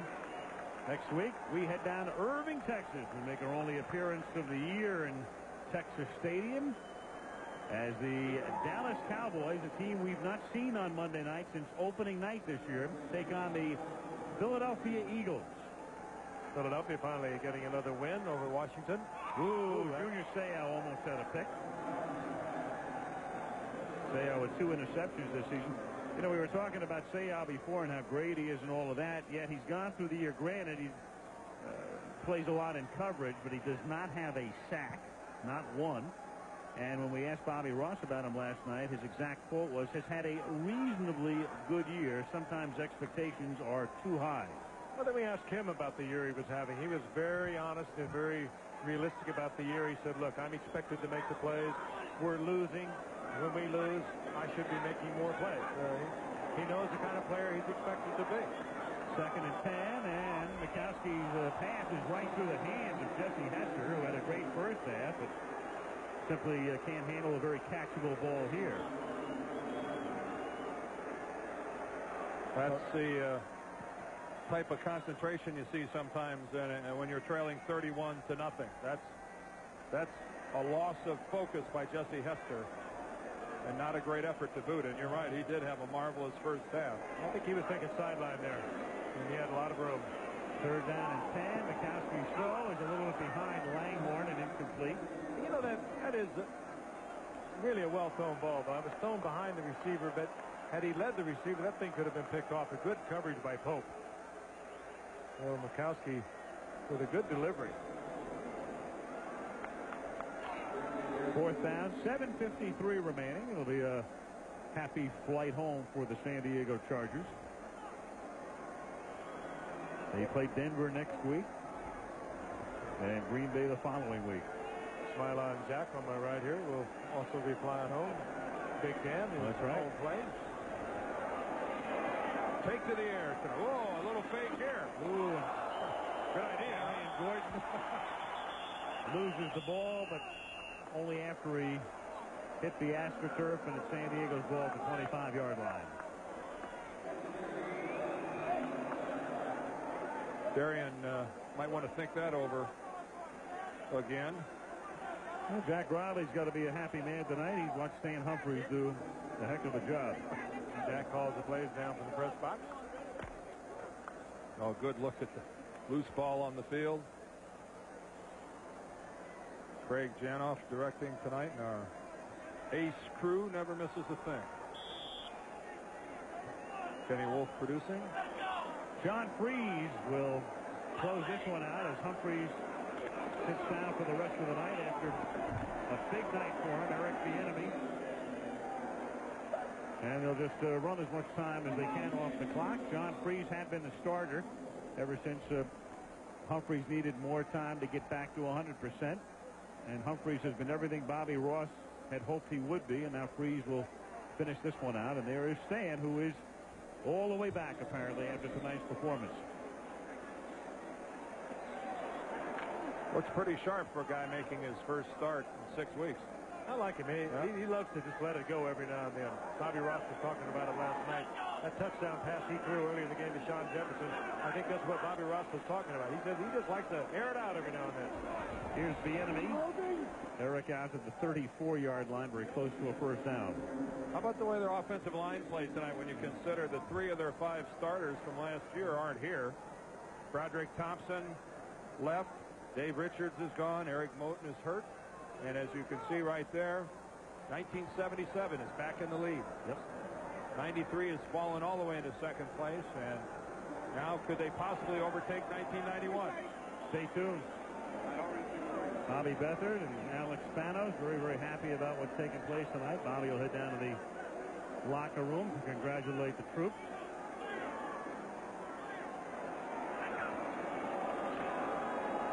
And here's Bieniemy. He picks up 7 yards. That's 221 yards rushing tonight for the Chargers. So a perfectly balanced attack with what Humphries has done through the air and a great ground game. And defensively, they played near flawlessly. And San Diego clearly playing its best game of the year. Well, we touched on it earlier. The Colts came in here 26th in the league against the rush. And it could have been worse. The teams were very successful passing against them. Last time these teams met last year, Chargers shut the Colts out 26-0.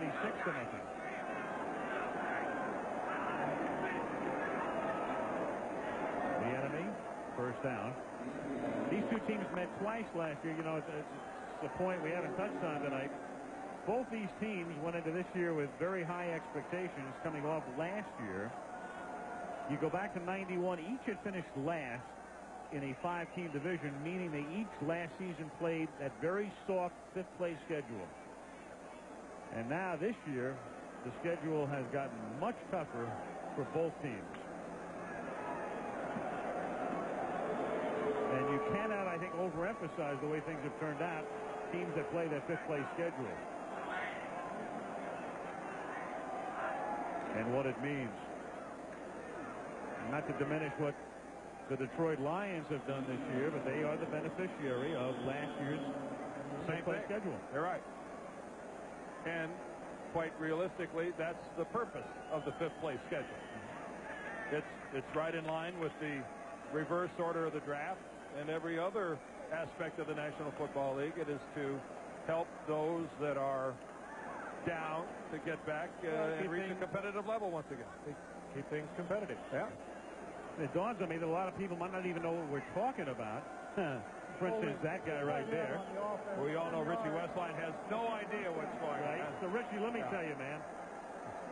if you finish 5th, what the league does, it's a format that's designed even before the season's completed.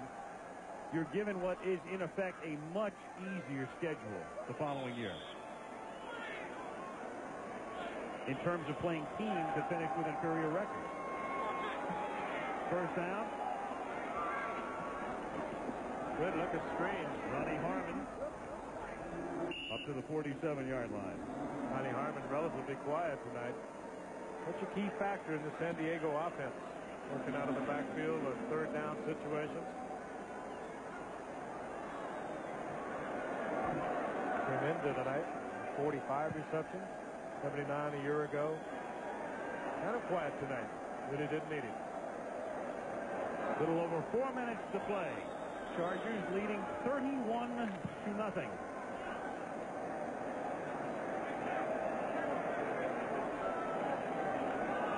Second and 9.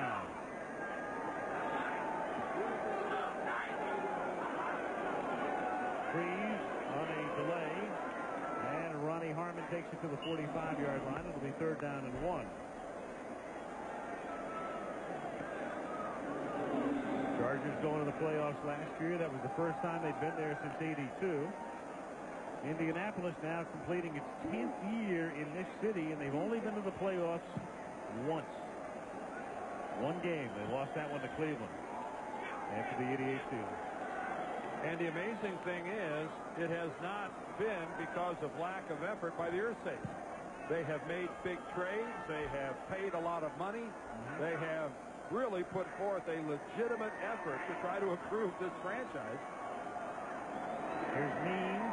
You know, some franchises are, I think, justifiably criticized by some of their fans for having low payrolls, for never seeming to make a move when they have a glaring weakness on their squad, not filling it with some talent. And you certainly can't say that. And there's Jim Irsay right there.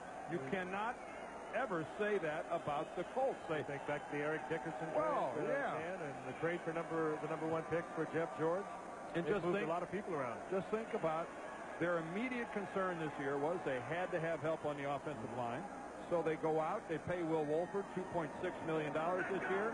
Kirk Loudermilk is getting like $2.2 million.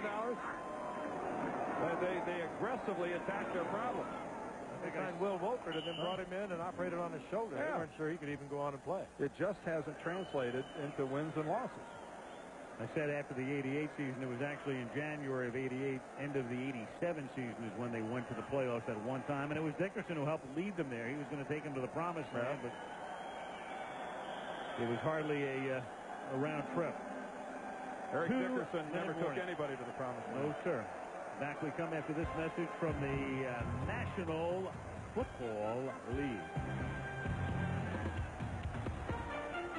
He's a real dome. Here comes another dome. We've got 2 real domes and 1 wannabe. Great. Guess who's winning this ball game? The look of a group up 31-0. If you didn't know what the score was, I bet you'd guess that the Chargers are leading. Well, the Chargers haven't been on Monday Night Football since 1986. The last time they were on a Monday night, Plummer was one of the 2 guys who was on the team, and Leslie O'Neal was the other. Second and 1 at the 33-yard line as this one winds down. Last time they were on Monday night, Ronald Reagan was president. Right. 86. Yeah. Last time the Colts were on, Dan Quayle was in the booth. Is that right? I believe so. He was, indeed. 90. Was he here tonight? Yeah, he was here earlier. Yeah, you know, Chris Schenkel was here also.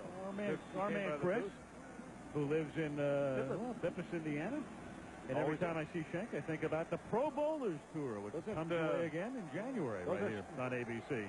Doesn't Schenk live somewhere by Lake Tippecanoe? That's correct. And Tyler, too. Yeah. He'll be reunited with Bo Burton, and away they go, huh? Yep. You know, it's always tough to make that 7-10 split, I'll tell you that. They'll be there and make the year for all those Keglers. Pins will be flying. When does that kick off, Al? Yeah, I think it's January 22nd. Yeah. Is that 3 o'clock? They'll be going for those old 7-10 splits. Yeah. Man, it makes my heart flutter. Oh, man, I'm telling you. The Pro Bowlers Tour. Right here.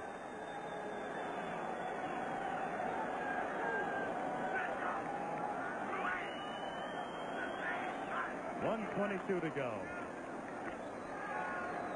And Eric Bieniemy goes nowhere, so they'll run one more play, and Chargers will get on a very happy charter home. Dan has his own charter. Darn right. They'll be flying a little higher than I will. The old Baron doesn't get that high. And Elmo's will be open. Then again, I don't have to go as far. Well, they said they need 6 in a row. Now they need 5. They crawl back to 5 and 6. Will that do it? Oh, 10 and 6? Yeah, 10 and 6. So It'll almost certainly get you in. It'll get you to the playoffs. It might not win the division, but right now they're just thinking about getting into postseason play. 9 and 7 might get you in. 10 and 6. Yeah. 9 and 7 has gotten some teams in. It's left some teams home. Right. 10 and 6 occasionally doesn't get a team in. To wit, the 49ers 2 years ago. No. So Bobby Ross in his second season as the head coach of the San Diego Chargers. In the 11th game of the year, watches his team turn in a vintage performance. It's the most points the Chargers have scored this season, and clearly the fewest points they have allowed. In fact, in no game this season did they hold the opposition to single figures. Ted Marchibroda's team is now 3-8, and we take this traveling circus to Irving, Texas next week, where the Philadelphia Eagles will visit the Dallas Cowboys. San Diego wins 31-0. Till next week, Al Michaels, Frank Gifford, Dan Deirdre. Good night from Indianapolis.